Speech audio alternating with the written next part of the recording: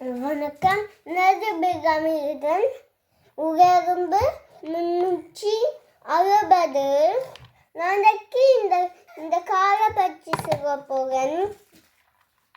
இங்க பாருங்க, இது ஒரு ரேசிங் கார்.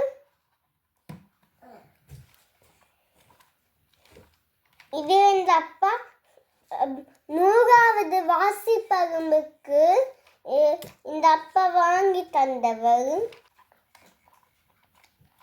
இதுல 4 சீருக்கிறது. இது மேட் இன் சைனா.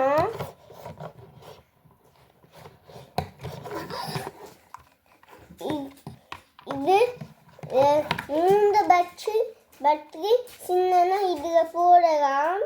எனக்கு இப்படி இந்த வாகனம் மாதிரி இன்னும் ஒன்று இருக்கு.